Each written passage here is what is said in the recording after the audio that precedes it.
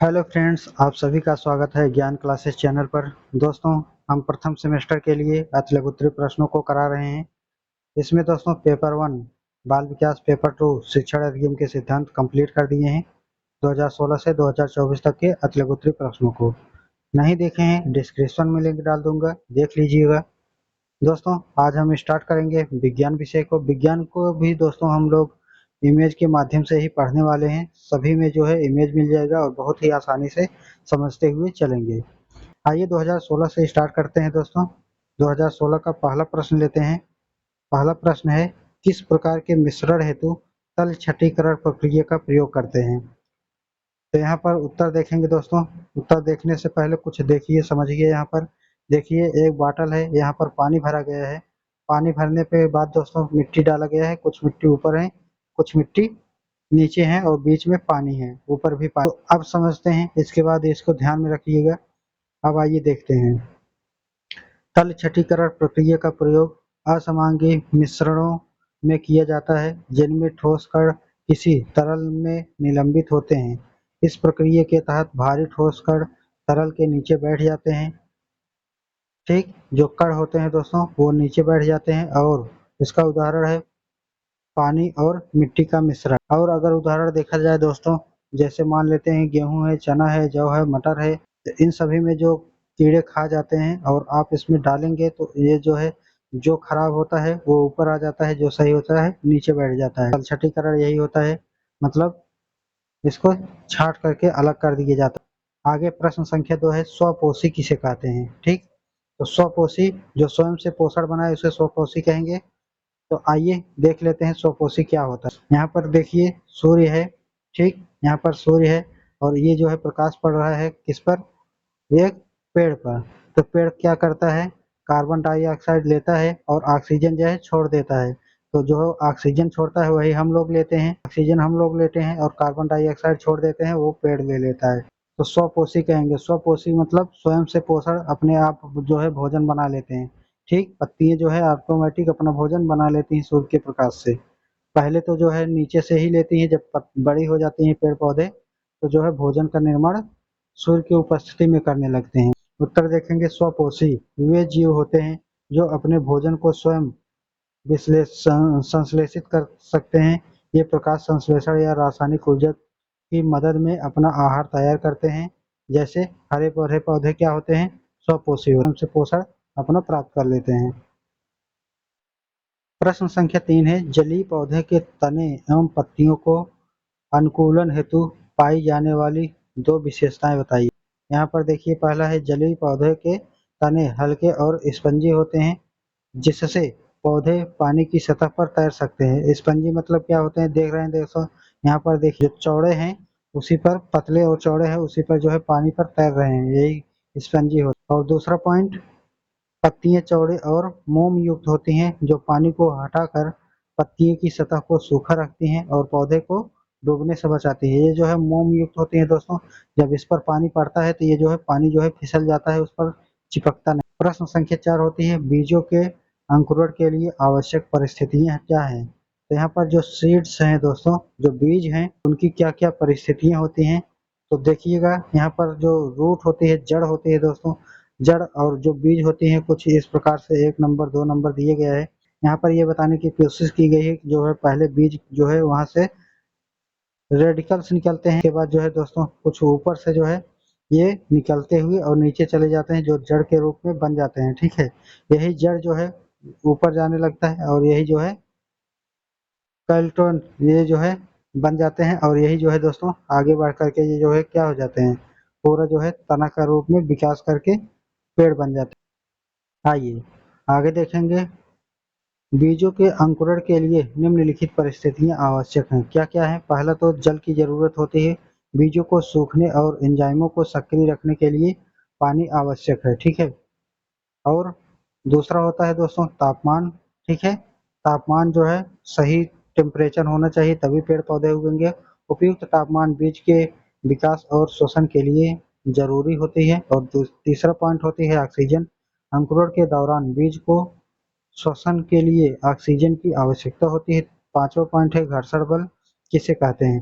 तो घर्षण बल दोस्तों जो टायर होती हैं देखते होंगे क्या होती है, जो कटी होती है और जो रोड होती है वो खुरदुरी बनाई जाती है, एकदम चिकना नहीं बनाया जाता है। ठीक है, उसी को जो चलती हैं तो रगड़ती हैं, रगड़ने के लिए दोस्तों जो खुरदुरी होगी वो रगड़ेंगी और टायर जो है घिसता है। ठीक है, और अगर उसको रोक करके ब्रेक लगा करके खींचे जाए तो वो आगे नहीं आएगी, उसी को घर्षण बल कहेंगे। ठीक है, आगे देखेंगे उत्तर को। घर्षण बल वह बल होता है जो दो वस्तुओं को आपस में संपर्क में आने पर उसके बीच की गति का विरोध करता है। ठीक है, मतलब जो टायर है वो आगे नहीं जाने देता है। उदाहरण के लिए जब किसी गाड़ी के पहिए सड़क पर चलता है तो सड़क और पहिए के बीच घर्षण बल पैदा होता है जो उसकी गति को रोकने का प्रयास करता है। ठीक है, अगर वही स्लिप में रहेगा तो पहले तो चलने में दिक्कत होगी, चलने लगेगा तो रुकने में दिक्कत होगी।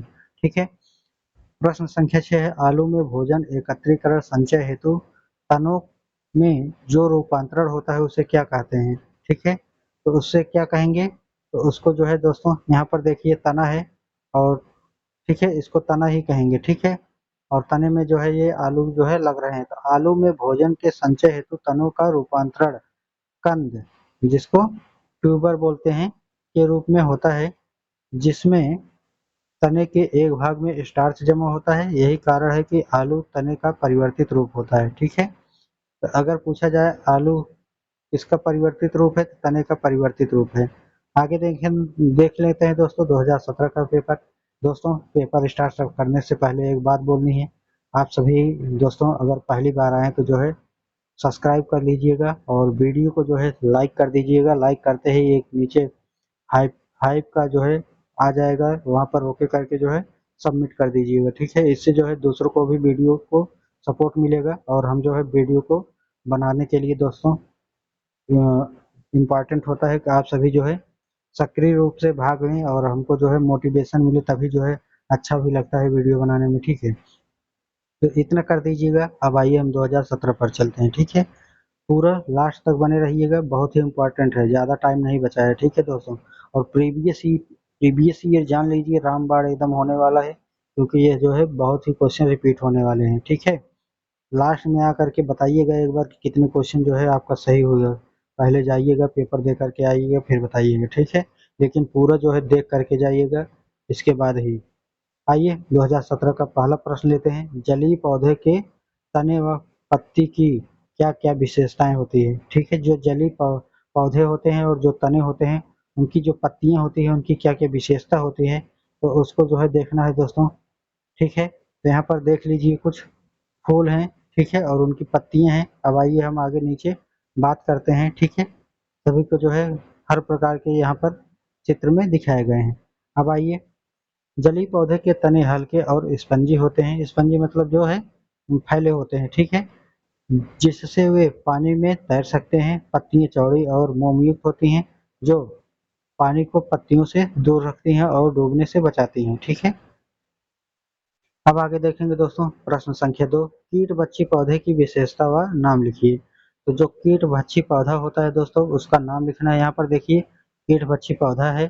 ठीक है, ये जो कीट भक्षी जो पौधा है दोस्तों, यहाँ पर देखिए यहाँ पर जो खुला रहता है, यहाँ पर देखिए इस प्रकार से खुला हुआ है, लेकिन यहाँ पर देखिए खुला हुआ है, जैसे यहाँ पर कीड़ा मकोड़ा आते हैं ये जो है बंद हो जाता है। यहाँ देखिए कीड़ा मकोड़ा अंदर गया तो ये जो है बंद कर दिए।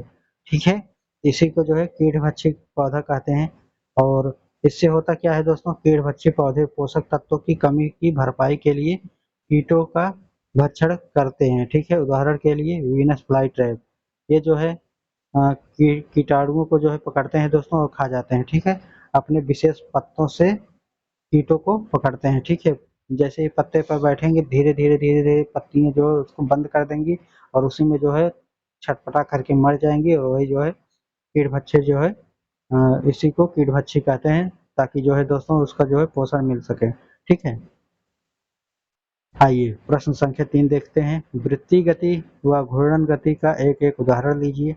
ठीक है, तो वृत्तीय गति क्या होती है और घूर्णन गति क्या होती है? यहाँ पर देखिए एक लड़का है, लड़का जो है रस्सी में जो है किसी को ईंट में बांध करके जो है नचा रहा है उसको चारों तरफ। ठीक है, तो उसको क्या कहेंगे? आइए देख लेते हैं दोस्तों, वृत्तीय गति क्या होती है और घूर्णन गति कहते हैं। वृत्तीय गति दोस्तों पृथ्वी का सूर्य के चारों ओर घूमना। जो पृथ्वी है दोस्तों, सूर्य एक ही स्थान पर है और ये जो है चारों ओर घूम रहा है, ठीक है। तो इसे जो है वृत्तीय गति कहेंगे। और घूर्णन गति दोस्तों अभी हमने देखा, पृथ्वी का अपने अक्ष पर घूर्णन करना, ठीक है। आगे देखेंगे, यहाँ पर सरसों के पौधे का भाग है दोस्तों, ठीक है। प्रश्न है 4, सरसों के पुष्प के विभिन्न अंगों के नाम लिखिए, ठीक है। तो यहाँ पर विभिन्न अंगों के नाम लिखना है। तो यहाँ पर दोस्तों जो नीचे का होता है पार्ट उसको जड़ कहते हैं, ठीक है। और मिट्टी की सतह जो होती है दोस्तों इसके ऊपर को, ठीक है, नीचे जड़ होती है, ऊपर जो है तना हो जाता है, ठीक है। इतना भाग तना हो जाता है, या इस तना में जो है दोस्तों इस भाग को कहते हैं, ये वाला तना हो जाएगा। ऊपर जो है पत्ती लगेगी, ठीक है। और ऊपर जाएंगे तो जो है फल लगेगा और ऊपर जो है फूल लग जाते हैं, ठीक है, सरसों में। और आगे दोस्तों आगे बढ़ते हैं। सरसों के पुष्प में निम्नलिखित प्रमुख अंग होते हैं, बाह्य दलपुंज, सेल्पस दलपुंज, ठीक है, दलपुंज के पंखुड़ी कहते हैं, पुंकेसर, ठीक, और स्त्री केसर कहते हैं। प्रश्न संख्या 5 है, डॉक्टरी थर्मामीटर में हम मानव शरीर के 0 डिग्री सेल्सियस सेंटीग्रेड किस सीमा के अंतर्गत ताप माप सकते हैं, ठीक है। तो ये जो है थर्मामीटर जो है दोस्तों राइट आंसर हो जाएगा। यहाँ पर देखिए 98 सेल्सियस जो है यहाँ पर फ़ारेनहाइट है और 108 फ़ारेनहाइट है। टोटल ये जो है डिफरेंट होता है दोस्तों, शुरुआती 94 और लास्ट में 108 तक जाता है। और जो है बुखार की टेम्परेचर जो है नॉर्मल वाला वो 98.6 होती है, ठीक है। डॉक्टरी थर्मामीटर में मानव शरीर का तापमान 35 सेल्सियस से 42 डिग्री सेल्सियस के बीच होती है, अगर सेल्सियस में बात करें तो, ठीक है। फ़ारेनहाइट देख ही चुके हैं। तो उत्तर हो जाएगा प्रश्न दोस्तों, पेड़ पौधे में अलैंगिक प्रजनन की विधि के नाम लिखिए। तो उत्तर क्या हो जाएगा, अलैंगिक विधि प्रजनन के नाम में। तो यहाँ पर देखिए उत्तर कुछ इस प्रकार से हो जाएंगे, पेड़ पौधे में अलैंगिक प्रजनन की विधियाँ, पहला हो जाएगा प्रवर्धन, ठीक है, और कायिक प्रवर्धन, कलम गुच्छे द्वारा प्रजनन, ठीक है। अब आइए 2018 का पेपर लेते हैं। 2018 का पहला प्रश्न, सजीव एवं निर्जीव के बीच की कड़ी किसे कहते हैं।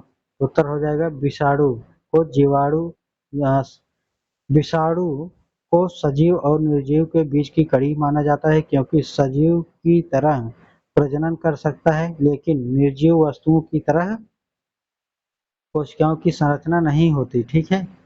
आगे प्रश्न संख्या 2 है, पुष्प के नर अंग के नाम लिखिए। जो पुष्प है दोस्तों उसमें नर अंग के नाम लिखना है। तो ये नर अंग ये हो जाएंगे इधर वाले, ठीक है। तो नर अंग में कौन कौन आ जाएंगे, पुमंग, जिसके अंतर्गत दोस्तों पुंकेसर होता है। पुंकेसर के अंतर्गत होता है परागकोश और पुतुंग, जिसको परागकोश और परागकण, ठीक है। और जिसको बोलते हैं दल, जो फूल के ऊपरी भाग होते हैं, इसको बोलते हैं जो फूल को रोके रहते हैं उसको बाह्य दल पुंज कहते हैं, ठीक है। और नीचे दोस्तों अंड कोशिका होती है, जो यहाँ पर देखिए इस भाग को कहते हैं, ठीक है, जो ढोढ़ी होती है कहते हैं दोस्तों, ठीक है, डुंठिये जो होती है। आगे देखेंगे दोस्तों, पुष्प का नर अंग पुंकेसर कहलाता है, जिसमें परागकोश और परागकोश और परागकण, ठीक है, कहा जाता है। और यहाँ पर दोस्तों अगर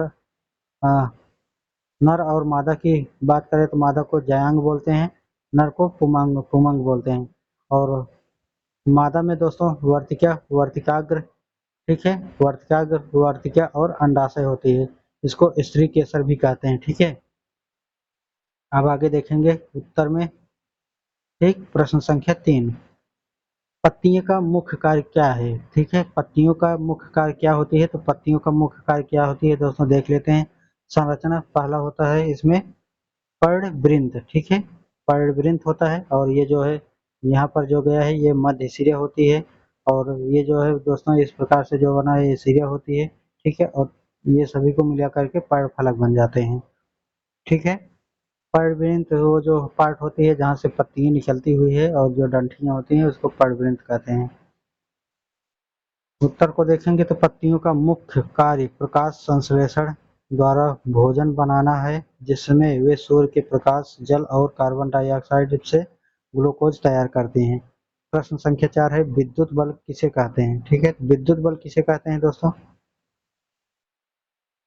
और क्या पूछा गया है, विद्युत बल ही केवल पूछा गया है किसे कहते हैं। ठीक है, तो विद्युत बल वह बल है जो अवशेषित कणों के बीच उत्पन्न होता है। यह बल समान आवेशों को दूर और विपरीत अवशेषों को पास खींचता है। ठीक है, तो यहाँ पर दोस्तों विद्युत बल दिए गए हैं, यहाँ पर चुंबकीय बल दिए गए हैं, दोनों को देख लीजिएगा। आइए आगे बढ़ते हैं।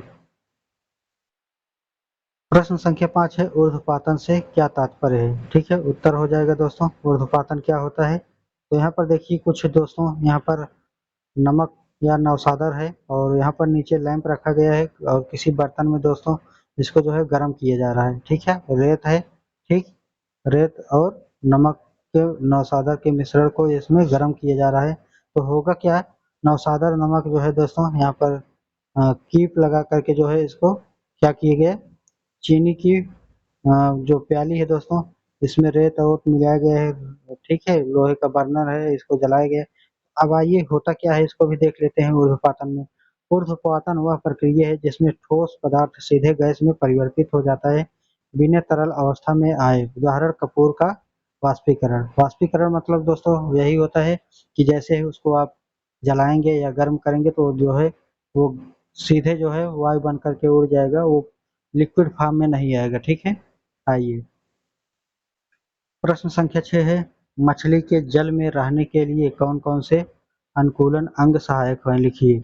ठीक है, तो ये गिल्स होती हैं दोस्तों, वो जो है श्वसन अंग में सहायक होती हैं। और उत्तर हो जाएगा मछलियों में जल में रहने के लिए गिल्स श्वसन के लिए, फिन्स तैरने के लिए और स्ट्रीमलाइन्स शरीर तेज गति से तैरने के लिए सहायक होती हैं, जो पंख होते हैं उनके। ठीक है, 2019 का पेपर देखते हैं दोस्तों। दोस्तों पहली बार आए तो वीडियो को शेयर कर दीजिएगा और लाइक कर दीजिएगा। आइए प्रश्न संख्या 1 है पुष्प के मादा अंग के नाम लिखिए। ठीक है, और ये 2019 का पहला प्रश्न है। ये जो है दोस्तों क्वेश्चन रिपीट हुए हैं। ठीक है, हम लोगों ने देख भी लिए है, तो आगे बढ़ते हैं। अगला क्वेश्चन लेते हैं। अगला क्वेश्चन है दोस्तों प्रश्न संख्या 2, सजीव के एक लक्षण लिखिए। ठीक है, तो सजीव के एक लक्षण लिखना है। यहाँ पर सजीव के लक्षण देख सकते हैं दोस्तों। ठीक है, सभी जो है चित्र देखते चलिएगा, चित्र बहुत इंपॉर्टेंट है, बनाया हूँ सभी जो है दोस्तों, चित्र को एक एक जोड़ने में बहुत टाइम लगा हुआ है। ठीक है, सजीवों में प्रजनन की क्षमता होती है जिसके माध्यम से वे अपनी संतानों को जन्म देते हैं। ये जो है सजीव कर सकते हैं दोस्तों, निर्जीव में जो है ये प्रक्रिया नहीं होगी। ठीक है, तीसरा है शाकाहारी और मांसाहारी जंतुओं के दो दो नाम लिखिए। तो उसी जंतुओं में ये भी जो है दिख जाएंगे दोस्तों, शाकाहारी और मांसाहारी में। तो शाकाहारी में दोस्तों यहाँ पर गाय हो जाएगी। ठीक, गाय भैंस बकरियां। ठीक है, ये जो है क्या है दोस्तों, खरगोश है और यहाँ पर हाथी हैं। और मांसाहारी की बात करें शेर हो जाएगा, चीता हो जाएगा, छिपकली हो जाएगा, सर्प हो जाएगा। ये सभी मांसाहारी होते हैं। सर्वाहारी में दोस्तों मनुष्य एक ऐसा जानवर है जो है शाकाहारी भी है मांसाहारी भी है।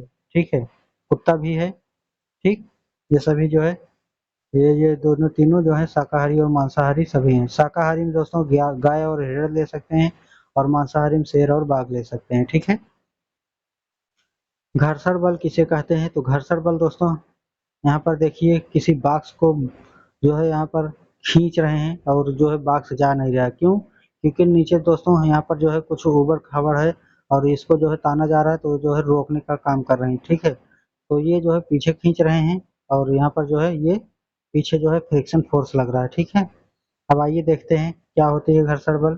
तो घर्षण बल वह बल है जो दो सतहों के संपर्क में आने पर उनके बीच की गति का विरोध करता है। ज्यादा बड़ा लाइन नहीं लिखना है दोस्तों, उत्तर को 1 से 2 लाइन या 3 लाइन में उत्तर दे करके हट जाइएगा। ज्यादा बड़ा उत्तर करोगे तो आगे जो है टाइमिंग की समस्या होगी। ठीक है, जितना बोला गया है केवल उतना ही करना है, ज्यादा आता रहे तब भी ज्यादा नहीं लिखना है, कम आता रहे तब भी।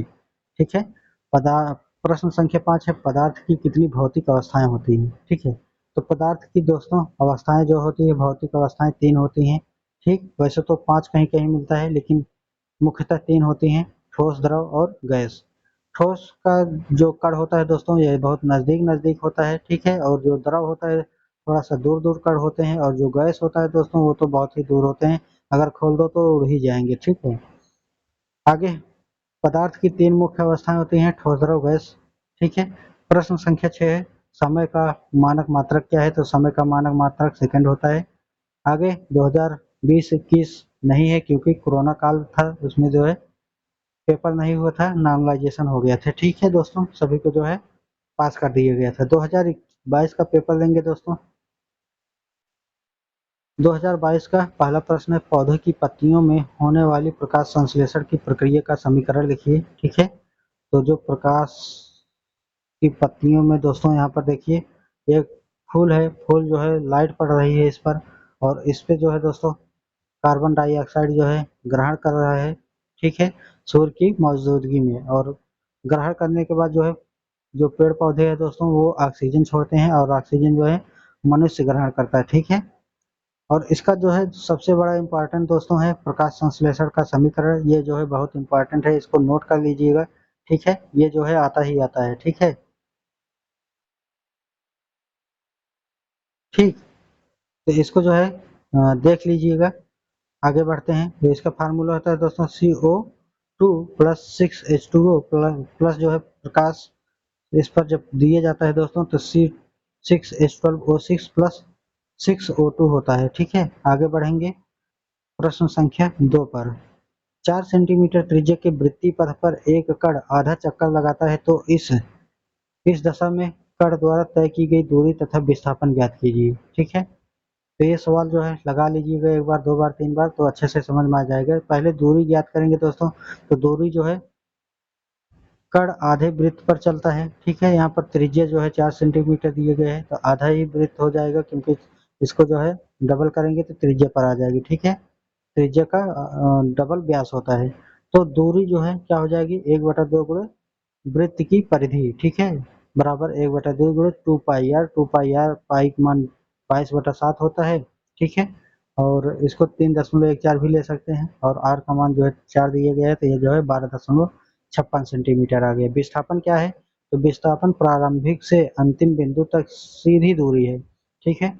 आधे चक्कर में या वृत्त के व्यास के बराबर होता है, तो विस्थापन क्या हो जाएगा, ठीक है। विस्थापन दोस्तों यह बता दिया गया कि ये सीधी दूरी है, आप कितना भी टेढ़ा करके आइए, मान लीजिए कुछ इस प्रकार से आपका घर यहाँ पर है, ठीक है, और आप घूमते हुए इस प्रकार से यहाँ चले आए, फिर घूम करके यहाँ चले आए, तो यहाँ नहीं लिया जाएगा ये दूरी, ये सीधा यहीं से बगल से ही जोड़ दिया जाएगा, इसी को विस्थापन कहा जाएगा, ठीक है। आगे यहाँ पर यानी क्या हो जाएगा दोस्तों, विस्थापन में 2r बराबर हो जाएगा 2 गुणे 4 सेंटीमीटर, अर्थात 8 सेंटीमीटर हो जाएगा। अब आगे यानी दोस्तों कण जो है 12.56 सेंटीमीटर हो जाएगी दूरी को, और उसका विस्थापन 8 सेंटीमीटर हो जाएगा, ठीक है। प्रश्न संख्या 3 है, पुष्प के मुख्य 4 भागों के नाम लिखिए। तो पुष्प के जो 4 भाग हैं दोस्तों कौन कौन से होते हैं, हमने अभी जो है पढ़ा भी है, पुष्प के 4 अंग, ठीक है।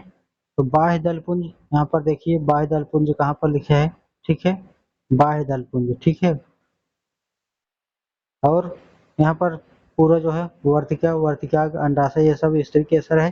पुंकेसर में परागकोश, तंतु, दलपुंज जिसको पंखुड़ी कहते हैं, ये जो है पुंकेसर है, ठीक है। और 4 जो भाग होते हैं वो होते हैं पुरुष पुष्प के 4 भाग बाह्य दलपुंज, दलपुंज, पुंकेसर और स्त्री केसर होते हैं, ठीक है। अब आगे बात करेंगे दोस्तों प्रश्न संख्या 4, पत्ती के प्रमुख भागों का नाम लिखिए, ठीक है। तो पत्ती के जो है प्रमुख भाग हमने देख ही लिए है दोस्तों, पीछे हमने ये बताया हुआ था, पत्ती के प्रमुख भाग है पर्णवृंत, पर्णफलक और मध्य सिरा और सिराएं, ठीक है।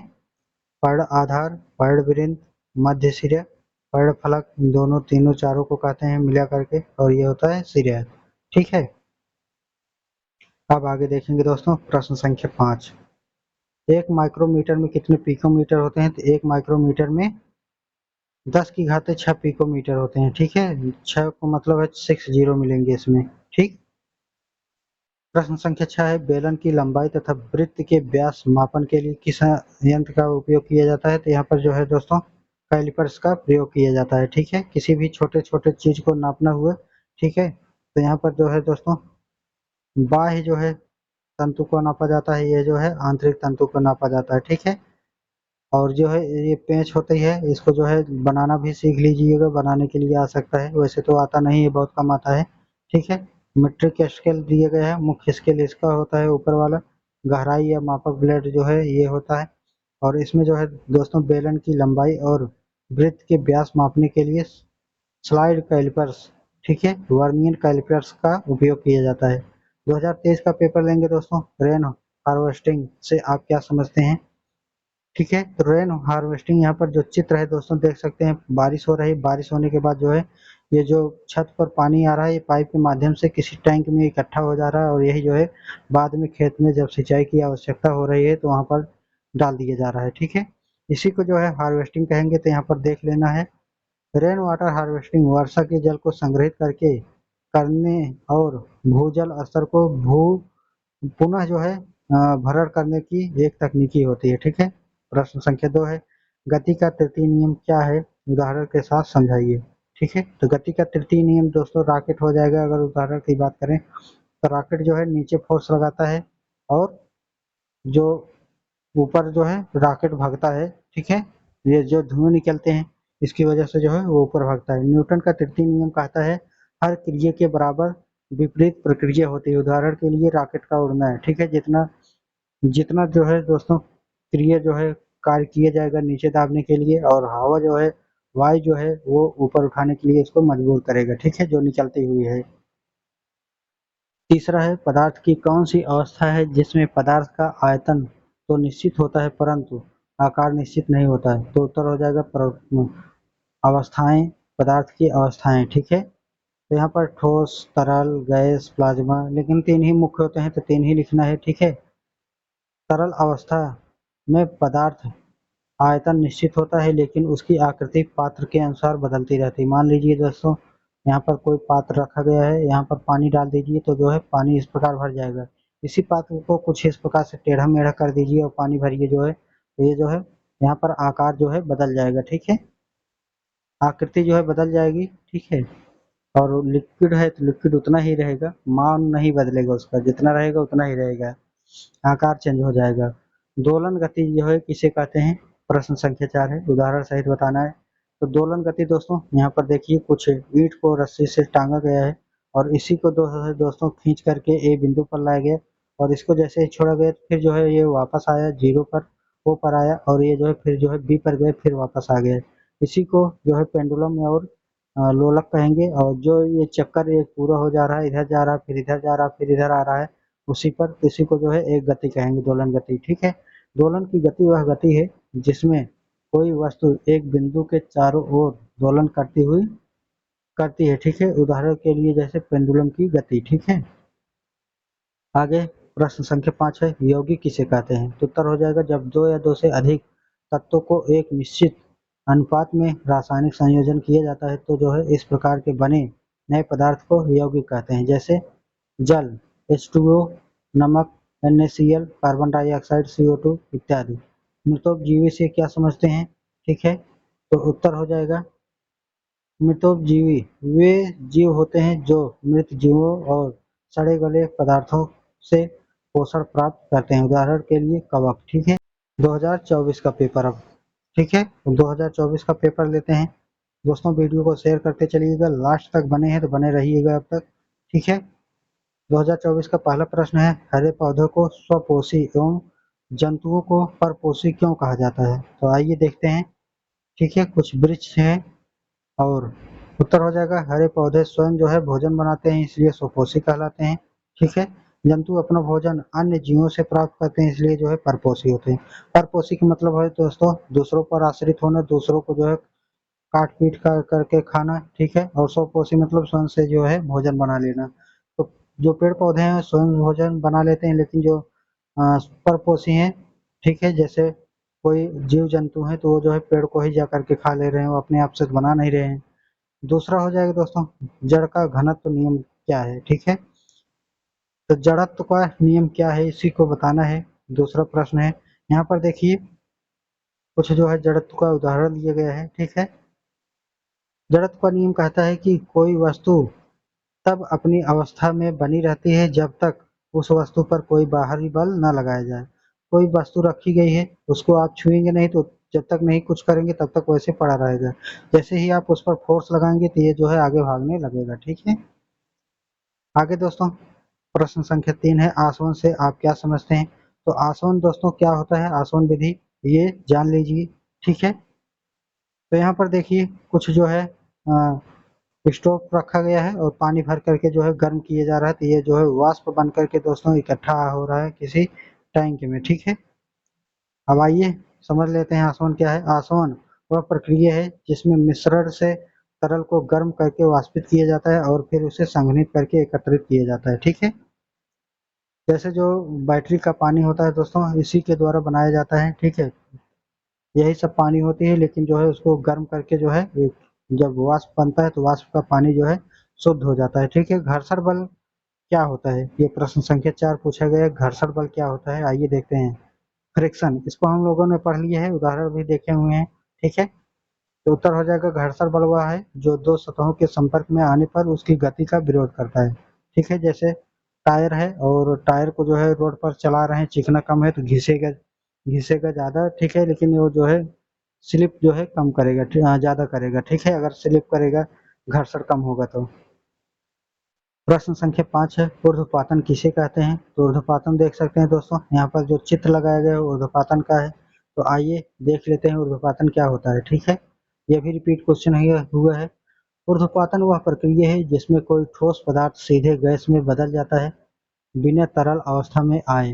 उदाहरण के लिए कपूर। ठीक है, कपूर को गर्म करेंगे सीधे जो है वह जो है भाप वाष्प बन करके उड़ जाएगा, वो जो है जल करके उड़ जाएगा, लेकिन वो जो है पानी या तरल पदार्थ नहीं बनेगा। ठीक है, प्रश्न संख्या 6 है, अनुकूलन को परिभाषित कीजिए। अनुकूलन क्या होती है दोस्तों, इसको परिभाषित करना है। यहाँ पर देख सकते हैं कुछ चिड़ियों को लिए गया है। ठीक है, पहले दो थे, फिर अलग अलग हैं, फिर यहाँ पर है, फिर इकट्ठा हो गए हैं। ठीक है सभी। तो आइए, अनुकूलन वह प्रक्रिया है जिसमें जीव अपनी परिवेशी परिस्थितियों के अनुसार खुद को ढाल लेते हैं, जिससे उनका जीवित रहना संभव हो जाता है। ठीक है, तो वो जो है क्या करते हैं, अपना घोंसला बना करके अपना, जैसे आप अपने ऊपर ले सकते हैं, तो आप जो है जिस जगह पर होंगे जिसको कंफर्ट जोन बोला जाता है। ठीक है, कंफर्ट जोन ही जो है दोस्तों उसको अनुकूलन कहा जाएगा। ठीक है,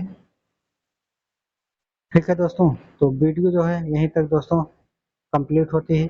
आप सभी से दोस्तों रिक्वेस्ट है, अभी तक बने हैं तो वीडियो को जो है लाइक कर दीजिएगा, और लाइक करने के बाद नीचे दोस्तों हाइप का जो है ऑप्शन आ जाएगा, उसको जो है रेट कर दीजिएगा। ठीक है दोस्तों, पहली बार आए सब्सक्राइब कर लीजिएगा। मिलते हैं दोस्तों नेक्स्ट वीडियो में।